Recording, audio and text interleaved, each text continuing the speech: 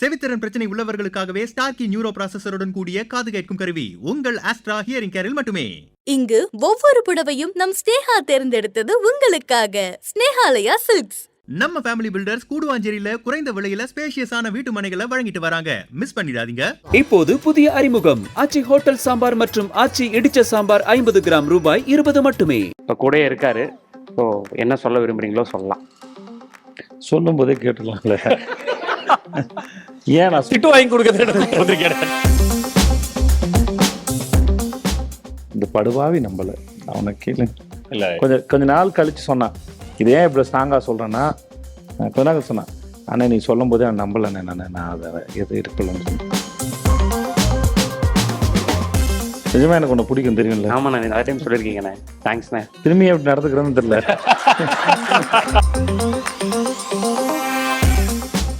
இவர் நலன்குமார் சாமி டீம், நான் கார்த் சுப்பராஜ் டீம். ரைட். அநியாயங்களை அடித்து துவம்சம் பண்ணுற ஆக்ஷன் ஹீரோக்களாக நடித்தாலுமே சில அநியாயங்களை இங்கே தட்டி கேட்க முடிவதில்லை தான். இப்போ ஆல்மோஸ்ட் என் வாழ்க்கையில் இருந்த நன்றி கடன்லாம் நான் செஞ்சு முடிச்சிட்டேன். இனிமேல் எனக்கு அந்த பாரம் இல்லைன்னு நான் நினைக்கிறேன். Astra hearing care presents Vikatan press meet with மக்கள் செல்வன் Vijay Sethupathi. Title sponsor Astra hearing care, powered by Snehalaya silks, நம்ம family group. Associate sponsor Aachi masala, hospitality partner Ramada, Chennai Egmore. தமிழில் ரஜினி கமல், தெலுங்கில் சிரஞ்சீவி, ஹிந்தியில் ஷாருக் கான், இப்படி நிறைய சூப்பர் ஸ்டாரோட நடிச்சிட்டிங்க. மலையாள சூப்பர் ஸ்டாரோட நடிக்க உங்களுக்கு வாய்ப்பு வந்து? நானும் மோகன்லால் சாரோட நடிக்க இருந்தேன் சார், அது மிஸ் ஆகிடுச்சு. இப்போ டர்போன்னு ஒரு படம் வந்திருக்கு, மம்முடி சார்து. ப்ரொடியூசர் ஆண்ட்ரூ சேட்டன் வந்து நான் 1901 ஒரு படம் பண்ணேன். அந்த படத்தோட ப்ரொடியூசர் ஒரு நாள் ஃபோன் பண்ணார், விஜய் இந்த மாதிரி மம்முடி சார் உங்கள்கிட்ட பேசணும்னு சொல்கிறார் அப்படின்னு சொல்லி கொடுத்தாரு. நான் சொன்ன இந்த மாதிரி விஜய் ஒரு வாய்ஸ் இருக்குது கிளைமேக்ஸில், நீங்கள் பேசுகிறீங்களான்னு கேட்டார். எனக்கு அவரை அதிரப்பள்ளி நான் காத்தவளை 2 காசு ஷூட் பண்ணும்போது அவர் அங்கே இருந்தார். எதாச்சும் என்னென்னா அதுக்கு முன்னாடி தான் வீட்டில் வந்து மறுமலர்ச்சி படத்தை போட்டு காமிச்சு குழந்தைங்களுக்கு சொல்லிட்டு இருந்தேன், இந்த படத்தோட ஸ்கிரிப்ட் எவ்வளோ அழகானது அப்படின்னு சொல்லிட்டு இருந்தேன். ஏன்னா அதில் வில்லனே கிடையாது, அதில் இந்த சென்ஸ் வில்லன் இருப்பாங்க, பட் 2 பேருமே ப்ரொட்டகனிஸ்ட் மாதிரி தான் இருக்கும். அந்த ரஞ்சித் சாரும் மம்முடி சாரும் சரி. மனோரமா ஆச்சியோட கேரக்டர்லாம் பிரமாதமாக இருக்கும். தேவானி மேடமோட கேரக்டர் நான் அந்த படத்தை போட்டு காமிச்சு நான் சொல்லிட்டு இருந்தேன். அது நடந்து 1 வாரம் கழித்து அவரை நான் அதிரப்பள்ளி ஃபால்ஸில் பார்த்தேன், அவரோட ஃபோட்டோ எடுத்துக்கிட்டேன். ஸோ எனக்கு அவங்க 2 பேரும் ரொம்ப பிடிக்கும், ரொம்ப மதிக்கிறேன். நான் ஏற்கனவே வந்த ஒரு வாய்ப்பு மிஸ் ஆகிடுச்சு, நடிக்க முடியாம போச்சு மோகன்லால் சாரோட. ஏதாவது நல்லபடியாக அமைஞ்சதுன்னா நான் பண்ணணும்னு நினைக்கிறேன், வேறு ஒன்றும் இல்லை. 2 பேருமே கிரேட் ஆக்டர்ஸ். இப்போது மஞ்சு வாரியரோடு நடிக்கும்போது விடுதலையில் வந்து அவ்வளோ லென்த்து டைலாக்லாம் அவ்வளோ சீக்கிரம் படிச்சுட்டாங்க. ஜென்ரலாக நான் ஃபாஸ்ட்டாக படிச்சிருவேன், எனக்கு ஒரு 2 முறை 3 முறை படித்தாலே மைண்டில் ஏறிடுவேன் எனக்கு. அவங்க ரொம்ப ஃபாஸ்ட்டாக படிச்சுட்டாங்க. நான் வந்து எப்படி மேடம் படிச்சிங்க அப்படின்னு ஃபாஸ்ட்டாக படிச்சிடாமல் சீன் அடித்தாங்க. ஒரு முறை நடித்து முடிச்சா வெற்றி சார் சொன்னார், எனக்கு இன்னும் கொஞ்சம் ஃபாஸ்ட்டாக சொல்லுங்கள் அப்படின்னு சொன்னார். அதை வந்து அந்த வார்த்தை அது ஃபாஸ்ட்டாகவும் சொன்னாங்க. எனக்கு நான் ரொம்ப ஆச்சரியப்பட்டு பார்த்தேன். அவங்க she is really very talented. So எனக்கும் ரொம்ப பிடிக்கும் அந்த நடிக்கிறதுக்கு. இப்போ மலையாள படம்லாம் கலக்குது. இந்த பிரேமலுலாம் பார்த்தேன், 2 முறை பார்த்தேன். எனக்கு அந்த எல்லா கேரக்டரும் ரொம்ப பிடிச்சிருந்து. அப்புறம் இன்னொரு படம் பார்த்தேன், மிஸ் லிட்டில் ராவுத்தர்னு ஒரு படம் பார்த்தேன். அந்த பையன் பேர் விஷ்ணு தேவ். நான் நம்பர் வாங்கி அவனை ஃபோன் பண்ணி பேசி அப்புறம் வந்து அவனை பார்த்து நேரில் பேசியிருந்த மகிழ்ச்சி. எனக்கு எதாவது கதை இருந்தால் சொல்லு, நான் அந்த பையன்கிட்ட கேட்டேன் நான். ஆமாம், ஸோ அவன் கதை எழுதிட்டுருக்கான். இப்போலாம் ஃபேன்ஸ் வந்து 100 கோடி பாக்ஸ் ஆஃபீஸ் கலெக்ஷனில் வந்துருச்சு அப்படின்னு சொல்லி ஃபேன்ஸே இப்போ நான் சண்டை போடுறதை பார்த்துட்ருக்கோம் நான் சோஷியல் மீடியாலாம். ஸோ உங்களோட படங்களில் உங்களோட கலெக்ஷன்ஸை பற்றி உங்களோட பார்வை என்னென்ன? நமக்கு அந்த மாதிரி 100 கோடி படம் ஒன்றும் ஆசை தான், ஆனால் அதுக்கு தேவையில்லாமல் ஃபேன்ஸ் சண்டை போடுக்கு தேவையில்லைன்னு மட்டும் தோணும். பாவம், அது அவங்களுக்கு அவசியம் இல்லாது. படம் நல்லா இருக்குது நல்லா இல்லை அவங்களுக்கு பிடித்த நடிகர் எப்படி நடிச்சிருக்காரு, அந்த படம் அவங்களுக்கு எவ்வளோ பிடிச்சிருக்கு அப்படின்னா. இது நான் நிறைய இடத்துல சொல்லியிருக்கேன். இது ஏதோ வகையில் எங்கேயோ வந்து தொத்திக்கிட்டு வந்துருச்சு. அது சில விஷயங்கள் நமக்கு பிடிச்சி போச்சு, சில பேரை பிடிச்சி போச்சு, நம்ம அவங்கள தூக்கி சுமப்போம்ல, அது அவங்களுக்கான பெருமைகள்லாம் தூக்கி சுமப்போம் இல்லையா, அந்த மாதிரியான ஒரு விஷயமாக தான் இது மாறி போச்சுன்னு நினைக்கிறேன். பட் இது ஒன்றும் பண்ண முடியாது. அது வந்து அது இப்போ சிஎஸ்சிக்காக அடிச்சிக்கலையா, அதுவும் அதே போல் தானே அது. அந்த மாதிரி இது மாதிரி ஏதாவது ஒன்று வந்து அவங்களுக்கு ரொம்ப பிடிச்சி போச்சுன்னா அது அவங்க தன்னோடதுன்னு அதை கொண்டாடும்போது இந்த மாதிரி நிகழுதுன்னு நினைக்கிறேன் நான். அது அவங்க சுயமாக உணராத போது அதை வெளியேருந்து நம்ம எதுவும் சொன்னாலும் அது நம்ம அவனுக்கு அகென்ஸ்ட் ஆகிட்டோன்னு ஆகிடும், இல்லை வைத்தறிச்சலில் பேசுகிறோன்னு ஆகிடும். அதனால் அதை பற்றி எதுவும் சொல்லி பிரயோஜனம் இல்லை. நட்புக்காக படம் பண்ணுறதுனால விஜய் சேதுபதி பாதிக்கப்பட்டிருக்காரா? நான் நட்புக்காக படம் பண்ணல சார். ஆனால் அதுவும் கலந்துருக்கும். நான் நட்புக்காக மட்டும் பண்ணலை சார். அந்த படம் பிடிச்சி போய் தான் பண்ணுறோம். சில சமயம் டேட் இருந்திருக்காது, சில சமயம் ஏதோ ஒரு வகையில் சரி இது பண்ணி கொடுத்தா அவருக்கு நல்லா இருக்குமே அப்படின்னு நினச்சி சில சமயம் பண்ணியிருப்போம். இப்போ தான் சில சமயம் நன்றி கடனுக்காக பண்ணியிருப்போம். இப்போ ஆல்மோஸ்ட் என் வாழ்க்கையில் இருந்த நன்றி கடன்லாம் நான் செஞ்சு முடிச்சிட்டேன். இனிமேல் எனக்கு அந்த பாரம் இல்லைன்னு நான் நினைக்கிறேன். நான் ஆரம்ப காலத்தில் நான் வரும்போது எனக்கு உதவி செய்த எல்லாருக்கும் உண்டான நன்றி கடன் அத்தனையும் செஞ்சு முடிச்சுட்டு தான் நான் நினைக்கிறேன். எனக்கு எதுவும் பாக்கியம் இல்லைன்னு நினைக்கிறேன், கிராட்டிடியூட். ஸோ அதனால் இனிமேல் பெரும் சுதந்திரம் தான் நினைக்கிறேன் எனக்கு தெரிஞ்சிருக்கு. ஆனால் உண்மையாக திரும்பி சொல்கிறேன், எது நடிச்சிருந்தாலும் அது என்னவாக இருந்தாலும் அது வெற்றியோ தோல்வியோ அதுக்கு நானும் பொறுப்பு தான். ஏன்னா அந்த கதையை பிடிச்சி தான் நான் நடிச்சிருக்கேன். ஸோ அதுக்கு நானும் பொறுப்பு தான் சொல்கிறேன் நான். தேங்க்யூ. அங்கே பாருங்க.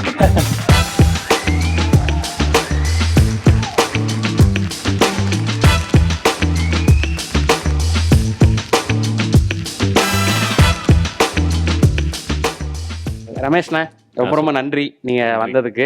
ஸோ நிறைய விஷயங்கள் பேச போகிறோம். ஸோ அவர் அண்ணன் தம்பியா இப்போ ஒரு கொஞ்ச நேரத்துக்கு முன்னாடி ஒரு ஃப்ரெண்ட்ஷிப் செஷன், இப்போ வந்து ஒரு பிரதர்ஷிப் செஷன் அப்படின்ற மாதிரி இருக்க போது.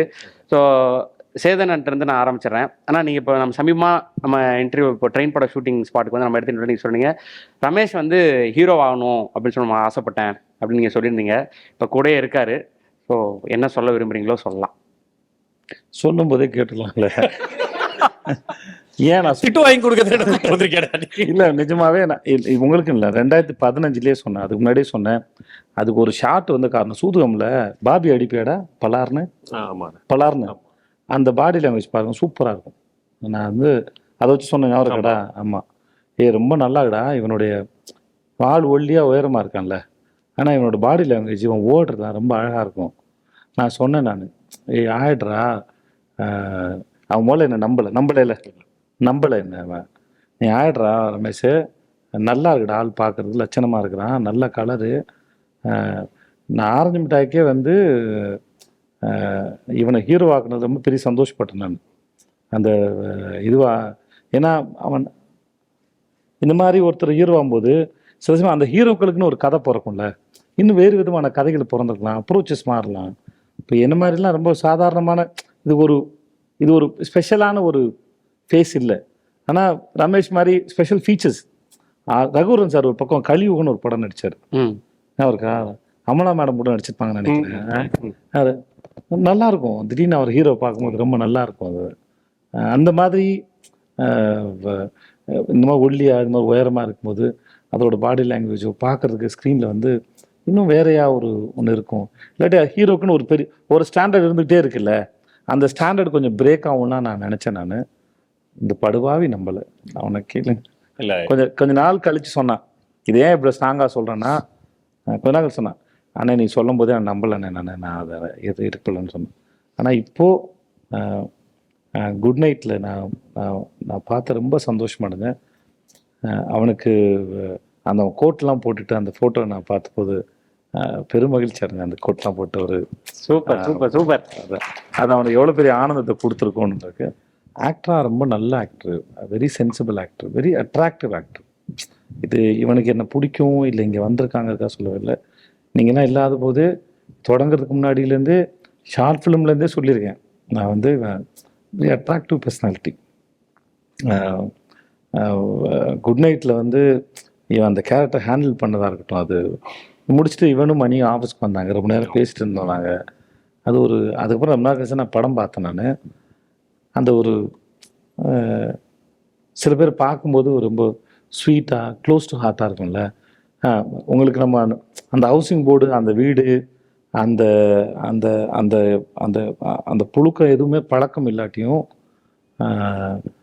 அதில் இருக்க அத்தனை பேரும் நமக்கு ஒட்டிக்கிட்டாங்கல்ல, நெருக்கமானதாக ஆகிட்டாங்கல்ல. அதுக்கு அந்த ஸ்க்ரீன் பிளேவும் அந்த டைரக்டரும் எவ்வளோ முக்கியமோ அந்த அளவுக்கு அதை பண்ண அத்தனை கேரக்டர்ஸும் இவருக்கும் ரேச்சலுக்கும் கிடைச்சல வந்து நான் ரொம்ப சந்தோஷப்பட்டேன். நான் சூப்பர்ண்ணா. ஸோ அதாண்ணா, நீங்கள் சேதாண்ணா ஒரு 50வது படம், நீங்கள் 25th ஃபிலிம்க்கே நீங்கள் போயிருந்திருப்பீங்க சீதகாதியோட ஃபங்க்ஷன். ஸோ இந்த 25 சீதகாதி டு இப்போ மகாராஜா, இந்த கேப்பில் உங்களுடைய வளர்ச்சின்றது தமிழ் சினிமாவில் பெருசு. ஸோ இந்த இடைப்பட்ட டைம், ஸோ அண்ணனுடைய 50வது படம் வாழ்த்த வயதில்லை வணங்குகிறோம். வாழ்த்த வயதில்லை நான் என்ன பண்ணிட்டேன், ஏதோ மாற்றி வச்சிருக்கேன் நீ இல்ல சும்மாலாம் வராதுல. இதெல்லாம் காலங்காலமா பேசுறது ஒரு பத்திரிகாரங்களும் ஐயோ காலங்காலமா பேசுதான் தம்பி, ஆனா சும்மா வராதுல. அப்படிலாம் இல்ல, ஒரு பத்திரிகாரர் வந்து தெரியாம பேசினார்னா யாரும் நம்ப? ஐயோ இல்ல பண்ணது நானும் பண்ணாதான் எடுத்து கேக்குறேன். நீங்க கேட்கும்போது பண்ணு, நான் கேட்க முடியும். இல்ல பண்ண நிஜமா எனக்கு ஒண்ணு பிடிக்கும் தெரியும்ல. ஆமா, நான் நிறைய டைம் சொல்லிருக்கீங்கண்ணே. தேங்க்ஸ்ண்ணே. திரும்பி எப்படி நடந்துக்கிறேன்னு தெரியல.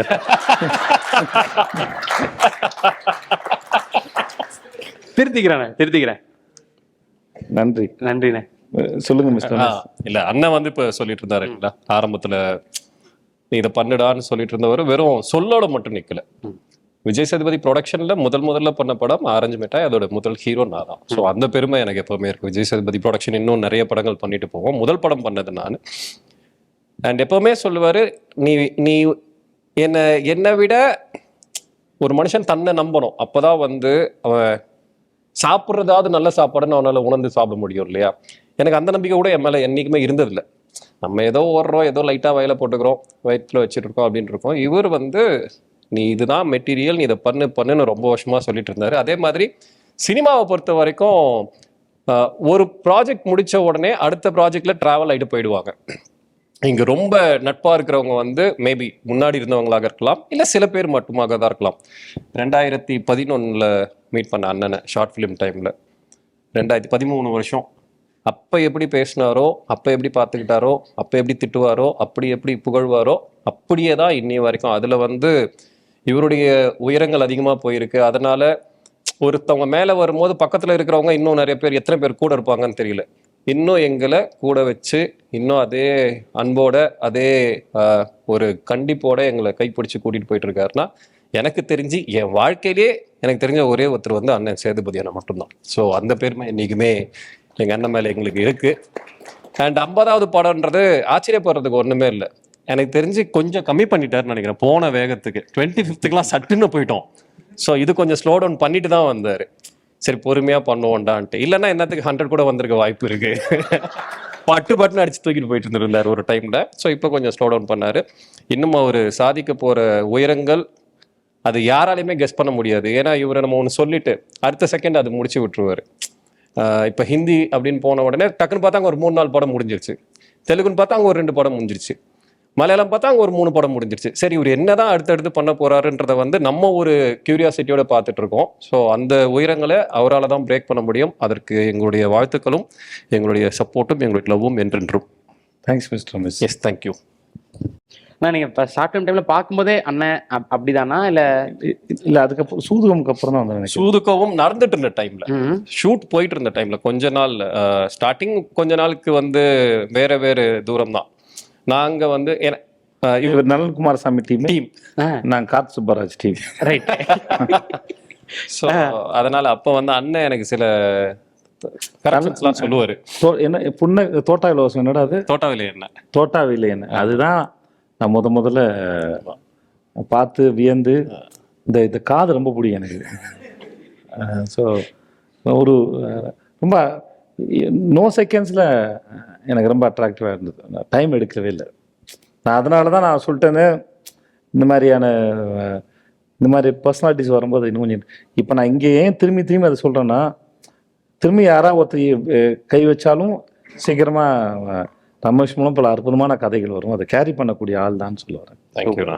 Thank you so much. ரொம்ப ரஃப்பான ஸ்டோரிஸ் எடுக்கலாம், ரொம்ப அழகான காதல்களை எடுக்கலாம். ஏன்னா ரொம்ப அன்பானவங்க, நான் நல்லா எக்ஸ்பிரசிவான ஆள். இதுக்கப்புறமும் இந்த சமயத்தில் இல்லை வெப் சீரிஸ் ஏதோ ஒன்று தொட்டால் இவனும் இப்போ சரியான ஆள். நான் அது நடந்துரும் நான் நம்புகிறேன். சீக்கிரம் யாராவது தொடங்குவாங்கன்னு நான் நம்புகிறேன். நான் தேங்க்யூண்ணா. நிறைய படங்கள் நீங்கள் 2 பேரும் சேர்ந்து ஒர்க் பண்ணியிருக்கீங்க. ஸோ நீங்கள் ஒர்க் பண்ணாத படங்கள்ல இவரோட பெர்ஃபார்மன்ஸ் வந்து இப்போ நீங்கள் தோட்டாவில் என்ன அந்த ஷார்ட் ஃபிலிம் பார்த்துட்டு நீங்கள் ஃபர்ஸ்ட் பேசின மாதிரி, இப்போ குட் நைட் பற்றி பேசின மாதிரி, இடைப்பட்ட டைமில் அவர் எவ்வளோ படங்கள் பண்ணிட்டாரு. எந்த படம் ஃபோன் பண்ணி ப்ரைஸ் பண்ணி பேசுனீங்க, எதை கிரிட்டிசைஸ் பண்ணி பேசுனீங்க? கிரிட்டிசைஸ் பண்ண தெரியல. காலாவா கபடி இதில் நீ காலாலேருந்து காலால இல்லை காலாக்கு பேசினேன். குற்றாலத்துக்கு முதல்ல காலாக்கு ஃபோன் பண்ணி பேசினேன். எனக்கு காலாவும் பிடிச்சிருந்தது. எனக்கு கும்பலங்கி நைட்ஸ் பேசியிருந்தேன். கும்பலங்கி நைட்ஸ் பேசினேன். கும்பலங்கி நைட்ஸ் பிடிச்சிருந்தது. அவங்க எல்லாருக்கும் பேசினேன். நான் அவன்கிட்ட பேசி நம்பர் வாங்கிட்டு டைரக்டர் அப்புறம் ஷோபின் அவர் பேரு பேசினேன். ரைட்டருக்கு பேசினேன். அவங்களுக்கு தான் பேசினேன். எனக்கு ரொம்ப பிடிச்சிருந்தேன். அந்த ஆக்டருக்கு பேசினேன். அந்த வீட்டில் நம்மளும் ஒரு ஆளை வாழ்ந்துட மாட்டோமான்னு ஏக்கும். அந்த அது பார்க்கும். எனக்கு திடீர்னு ஒன்று பார்த்து சர்ப்ரைஸாக இருந்துச்சு. சொல்லையா மலையாளத்தில் படம் ரிலீஸ் ஆனதுக்கு அப்புறம் தான் தெரியும். அப்பதான் தெரியும். அதுக்கு முன்னாடி தெரியாது. ஏதாவது இருந்தால் சொல்லியிருப்பான். இப்போதைக்கு ஞாபகம் இல்லை. இல்லை தப்பாக இருந்தால் சொல்லியிருப்பேன். இல்லை சில படங்கள் ஏன் இதை பண்ணேன்னு சொல்லியிருப்பேன். நான் இதெல்லாம் பண்ணாமல் வந்துருக்கலாம்லடா அப்படின்னு சொல்லியிருப்பான். ஸோ அது இருக்கிறது தானே. அது அதே போல் அவனும் சொல்ல முடியும். நானும் எல்லாம் சரியாக பண்ணல. சில சமயம் வந்து கேட்பான், சொல்லியிருக்கேன் இதெல்லாம் பண்ணேன். அப்போ நான் காரணம் சொல்லுவேன், இதாண்டா நடந்தது அப்படின்னு. ஸோ இது ஒன்லி நான் ஏதோ நான் அண்ணனாக இருப்பதனால நான் மட்டும் சொல்கிறேன் அவன் வாங்கிக்கிறாங்கன்னு இல்லை. அவனும் எனக்கு சொல்லியிருக்கான். நானும் அதை கேட்டிருக்கேன். சில தவறுகளை சுட்டி காட்டிருக்கான். சில விஷயம் பண்ணாத அப்படின்னு சொல்லியிருக்கான். சில படங்களை சொல்லியிருக்கான். சில நபர்கள் வந்து பேசுறது வந்து இது மாதிரி பேசுகிறாங்க, இதெல்லாம் ஏன் வருது, நீ ஏன் அதை பார்க்க மாட்டேங்கிற அப்படின்னு சொல்லியிருக்கான். ஸோ அதனால் மியூச்சுவல் தான் அது. அக்கறை என்பதும் அன்பு பரிமாற்றம் என்பதும் மியூச்சுவல் தான். அது வந்து ஒருத்தர் மட்டும் இல்லை. அது நடிப்பு சார்ந்து ஒரு ஸ்கிரிப்டை செலக்ட் பண்ணுறது, அந்த கேரக்டர் எப்படி கன்சீவ் பண்ணுறது சார்ந்து அண்ணன்ட்ட நீங்கள் பேசுகிற விஷயங்கள் ஏதாவது இருந்தால் அது என்னன்னு மொமெண்ட்டாக ஷேர் பண்ண முடியுமா? அது பக்கத்தில் இருக்காருன்னு சொல்கிறதுக்கு இல்லை. ஒருவேளை நான் பண்ணுறது உங்களுக்கு ஏதாவது பிடிச்சிருக்கு, இவன் கொஞ்சம் நல்லா நடிக்கிறான்ப்பா அப்படின்னு உங்களுக்கு தோணுச்சுன்னா அதற்கு ஒன் ஆஃப் த முக்கியமான காரணம் வந்து சேதன் தான். ஏன்னா எனக்கு நடிப்பை வந்து இதை பண்ணுறதுக்கு நீ தேவையில்லைன்னு நிறைய தடவை என்ன சொல்லியிருக்காரு. இதை பண்ணுறதுக்கு நீ தேவையில்லை, நீ ஒன்று எடுத்து நீ ஒரு சீனை எப்படி கன்சீவ் பண்ணணுன்றதை முதல்ல கற்றுக்கூடான்றதை எனக்கு சொல்லி கொடுத்தது இவர் தான் சொல்லுவார். இல்லைன்னா நான் டைலாகாக தான் பேசிகிட்டு இருந்தேன், கொடுக்குற டைலாக பேசிகிட்டு இருந்தேன். ரமேஷ் அது அப்படி கிடையாது. அதுக்கு முன்னாடி என்ன நடந்தது, அதுக்கப்புறம் என்ன நடக்க போகுது, அந்த டைமில் உன்னுடைய மனநிலை என்ன, இந்த கேரக்டர் என்ன பண்ணோம் அப்படின்றத வந்து ஒரு சீனை இவ்வளோ சீரியஸாக எடுத்து பண்ணணுமா. நான் நிறைய இடங்களில் சொல்லியிருக்கேன். எல்லாருமே நினச்சிப்பாங்க சேதுபதி இருக்காருன்னா ரமேஷ் இருப்பாரு, ஜாலியாக ஒர்க் பண்ணுவாங்கன்னு. கிடையாது. எனக்கு இவர் கூட ஒர்க் பண்ணுறது தான் பயமாக இருக்கும். ஐயோ திட்டுவாங்குவோமே அப்படின்றதால. ஸோ எனக்கு அது ரொம்ப ரொம்ப ஹெல்ப்ஃபுல்லாக இருந்திருக்கு. இதை நான் வெளியே அப்ளை பண்ணும்போது நிறைய பேர் சொல்லியிருக்காங்க, இது சேது அவர் பண்ணுற ஒரு ஒர்க்கிங் ஸ்டைல் ஆச்சு. ஆமாங்க, நாங்கள் அங்கேருந்தாங்க வந்தோம், அவர் கொடுத்ததாங்க. எனக்கு முக்கால்வாசி சீன்ஸ் ஒரு சீனை எப்படி கன்சீவ் பண்ணுன்றதை சொல்லி கொடுத்தது சேதன் தான். அதான் இப்போது ஒரு தம்பியை பற்றி பேசிட்டு இருக்கும்போது இன்னொரு தம்பி இது வழியாக வராரு, அவரும் பார்த்துடலானே. ஓகே ஹாய்ண்ணா, சாரிண்ணா, இந்த ஈவெண்ட்டுக்கு வந்திருக்க வேண்டியது. பட் கடைசியா இங்க அவுட்டோர்ல ஷூட் ஆயிடுச்சுண்ணா, அதனாலதான் என்னால வர முடியல. தப்பா எடுத்துக்காதீங்கன்னா. அவருக்கு இருக்க பிஸி ஷெடியூல்ல லிட்டரலா இந்தியா ஃபுல்லா அவர் வேலை பார்த்துட்டு இருக்காரு. பட் ஆனா அவரோட பிஸி ஷெடியூல்ல எனக்காக என்னோட படங்களை பார்த்துட்டு, ஏன்னா அவர் ஆஃபீஸ் கூப்பிட்டு இது ஏன்னா இது அப்படி செஞ்சிருக்கலாம்லடா அப்படின்னு சொல்லி ரொம்ப உரிமையோட ரொம்ப அக்கறையோட கேட்கிற ஒரு மனுஷன். அவருடைய சாய்ஸ் ஆஃப் ரோல்ஸ, முக்கியமா ஒரு ரோல் எடுத்தாருன்னா அது ஒரு ரோல் எடுக்கிறதுன்றது மட்டும் கிடையாது, அந்த ரோல்ஸ்ல அவருக்கு மேல அந்த ரோல் மேல அவருக்கு இருக்கிற கன்விக்ஷன் இருக்குல்ல, கன்விக்ஷனோட பெர்ஃபார்ம் பண்ற அந்த தைரியம் இருக்குல்ல, அதுதான் என்னை எப்பவுமே வியக்க வைக்கும். அது நான் வந்து ரொம்ப ஒரு ரசிகனா, நான் சினிமால அசிஸ்டன்ட் டைரக்டரா அவர் பாக்குறதுக்கு முன்னாடி இருந்தோம். அதுக்கப்புறம் நான் அவரு கூட வேலை செய்யற ஏற்பட்ட சமயங்கள்லயும் நான் வந்து அதை ரொம்ப நெருங்கி பார்த்திருக்கேன். பிடித்த நடிகர் அப்படிங்கிறது ஒரு சைட்ல இருந்தாலும் ரொம்ப பிடித்த மனிதருங்கிறதையும் நான் சொல்லணும்னு விரும்புறேன். ஏன்னா நிறைய சமயங்கள்ல என்னோட ஃப்ரெண்டுக்கு வந்து ஒரு முக்கியமான ஆப்ரேஷன் இருந்தது. ஆக்சுவலா அது ரொம்ப ஜாஸ்தி காசு, கிட்டத்தட்ட 25 லட்சம் ரூபா. நான் வந்து தயங்கிதான் கேட்டானே, இந்த மாதிரி என் ஃப்ரெண்டுக்கு இப்படி இருக்கு, ரொம்ப முடியலங்கிறான். நான் சொல்றது ஒரு 3-4 வருஷம் முன்னாடி. ரொம்ப முடியல. ஆக்சுவலா அவனுக்கு ஒரு கண்டிஷன் இருக்கு, அந்த ஆப்ரேஷன் பண்ணலன்னா ரொம்ப ஃபேட்டல், இறந்துருவான்ற மாதிரி சொல்லிட்டாங்க. ரொம்ப சீரியஸ், கிரிட்டிக்கல். அப்படி சொன்னோடனே நான் தயங்கிதான் கேட்டானே, இந்த மாதிரி என்னென்ன பண்ணலாம் அப்படி சொன்னோடனே அவரு அடுத்த ஒரு 10 நிமிஷம் கூட இருக்காது, டே அந்த அக்கௌண்ட் நம்பர் எனக்கு அனுப்பிச்சு விடுன்னு சொன்னாரு. 25 lakhs வந்து டிரான்ஸ்ஃபர் பண்ணிட்டாரு.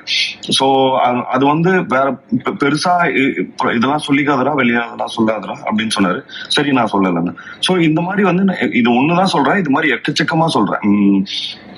நிறைய இடங்கள்ல நான் இப்படி கேட்கறாங்கன்னா நான் சொன்னேன்னா அந்த சமயங்கள்ல வந்து அவர் வந்து நான் அடிக்கடி கேட்டிருக்கேன், ஏன்னா எதுவும் விசாரிச்சு கூட சொல்லலையா அப்படின்னா, இல்ல அது நீ சொல்ற அதனால நான் கொடுத்துட்றேன்னு சொல்லுவாரு. நான் அந்த நம்பிக்கை காப்பாத்துறது தான் வந்து எப்பவுமே நான் சேதுநாட்டு அடிக்கடி ஒண்ணு சொல்லுவேன், இல்லைன்னா என் மேல நீங்க வந்து பயங்கர நம்பிக்கை வச்சிருக்கீங்க, அதனாலயே நான் கான்சியஸா நடந்துக்க வேண்டியதா இருக்கு. ஐயோ அவர் நம்மளை பார்த்துட்டு இருக்காரு, அவருக்கு தெரிஞ்சா கஷ்டமாயிரும் அப்படின்னு சொல்லி. சோ என்னை இன்னும் ஜாஸ்தியா நீங்க சர்வேலன்ஸ் நீங்க என்ன பாக்குறீங்கிறதுனால, நீங்க என்ன கவனிச்சுட்டு இருக்கீங்கிறதுனாலயே நான் கூடுதல் பொறுப்போட நடந்துக்கிறது வந்து அவசியமா இருக்கு. நான் கண்டிப்பா இனிமே அப்படிதான் நடந்துப்பேன்.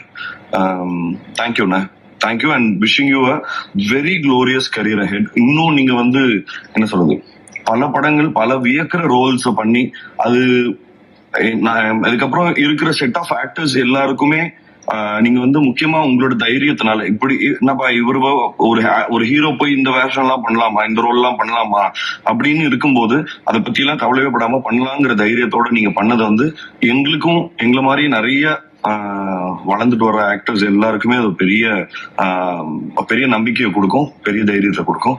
தேங்க்யூண்ணா. ஓ அழகாயிட்டாங்க. இல்லை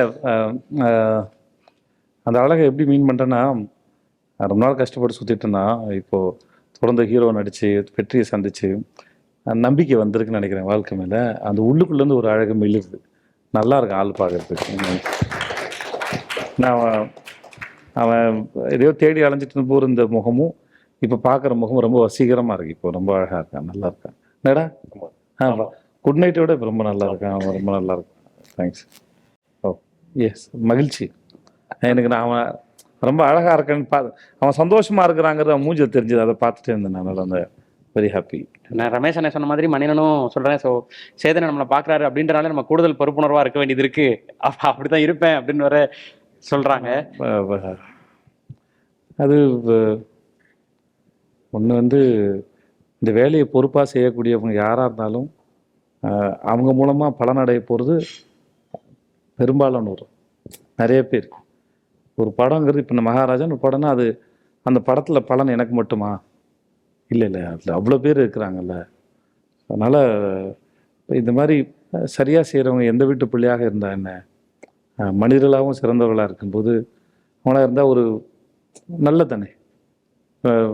நாலு பின்ன அவன் 4 பேருக்கு எதாவது பண்ணுவான், அவனை மாதிரி வர இன்னொருத்தர் கை கொடுத்து தூக்கி விடுவான். அது ஒரு நல்ல செயின் தானே அது. அவ்வளோதான். நான் மட்டும் என்ன எல்லாத்தையும் கற்றுக்கிட்டா வந்தேன். எனக்கு ஏதோ ஒரு வீட்டு பிள்ளைகள்லாம் வந்து எனக்கு சொல்லி கொடுத்தாங்க, கேமரா முன்னாடி இப்படி நிற்கணும், இப்படி டயலாக் பேசணும், இந்த படங்களை பார்க்கணும், இப்படி புரிஞ்சுக்கணும் அப்படின்னு. நான் ஒன்றும் கற்றுக்கிட்டு ஒன்றும் வரல, எனக்கும் யாரோ ஒருத்தர் போட்ட அறிவு பிச்சை தான் அது. அந்த மாதிரி அதை வச்சு நான் அந்த விழுவதும் வந்திருக்கேன். இன்னமும் யாரோ ஒருத்தர் எங்கேயோ ஒருத்தர் எனக்கு கற்றுக் கொடுத்துக்கிட்டே தான் இருக்காங்க. அது என்னோடய வயசில் பெரியவங்களோ சின்னவங்களோ. அது இப்போ என்ன சொன்னால நான் அவனை பார்க்குறது அவனுக்கு பொறுப்பாக இருக்குன்னு. இப்போ இவர்கள்லாம் வந்து என்ன பெரிய மனுஷனாக பார்க்குறது இப்போ எனக்கு எவ்வளோ பெரிய பொறுப்பாக இருக்கும் இல்லையா?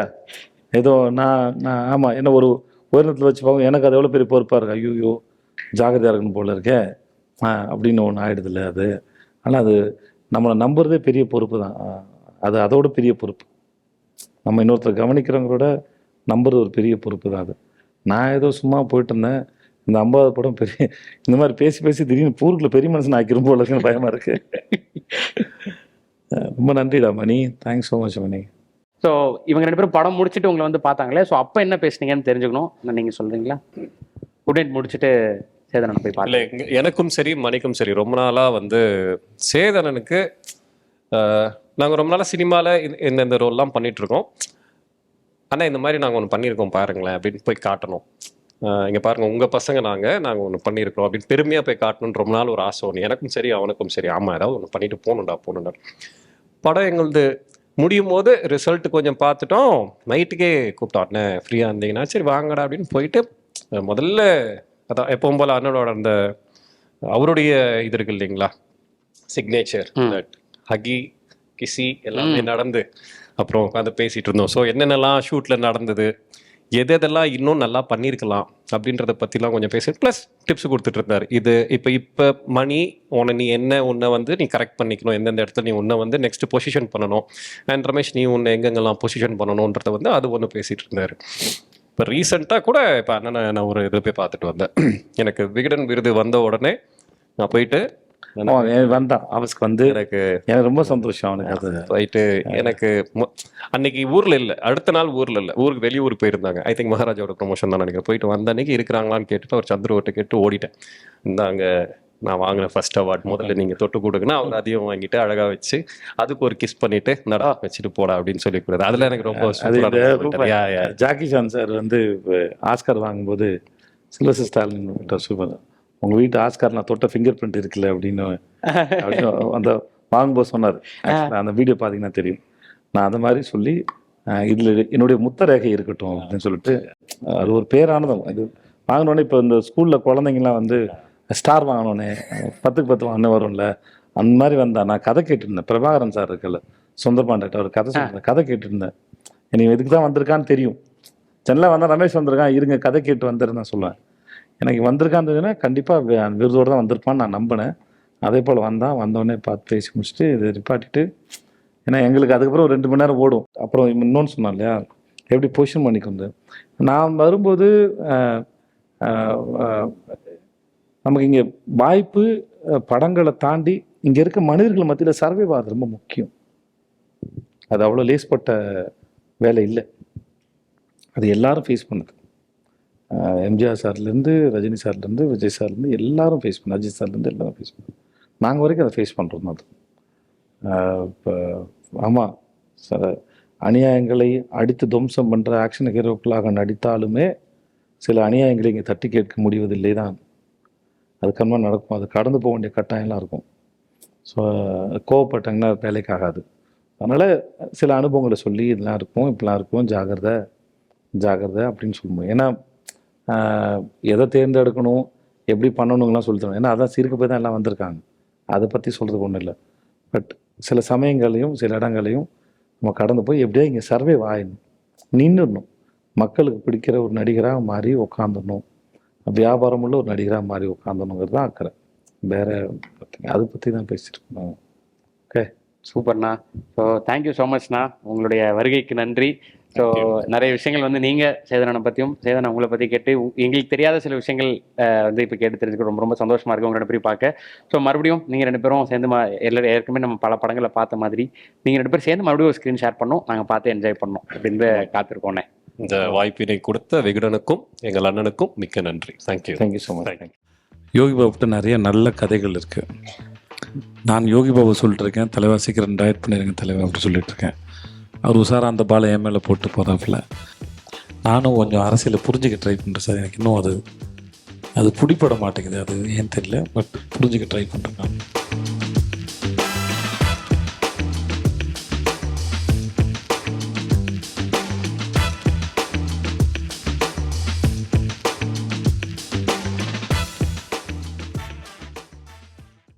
செவித்திறன் பிரச்சனை உள்ளவர்களுக்காகவே ஸ்டார்கி நியூரோ ப்ராசஸருடன் கூடிய காது கேட்கும் கருவி உங்கள் ஆஸ்ட்ரா ஹியரிங் கேரில் மட்டுமே. இங்கு ஒவ்வொரு புடவையும் நம் ஸ்னேஹா தேர்ந்தெடுத்தது உங்களுக்காக. ஸ்னேஹாலயா சில்க்ஸ். நம்ம ஃபேமிலி பில்டர்ஸ் கூடுவாஞ்சேரியில குறைந்த விலையில ஸ்பேஷியஸான வீட்டு மனைகளை வழங்கிட்டு வராங்க, மிஸ் பண்ணிடாதீங்க. இப்போது புதிய அறிமுகம் ஆச்சி ஹோட்டல் சாம்பார் மற்றும் ஆச்சி இடிச்ச சாம்பார் 50 கிராம் ரூபாய் 20 மட்டுமே.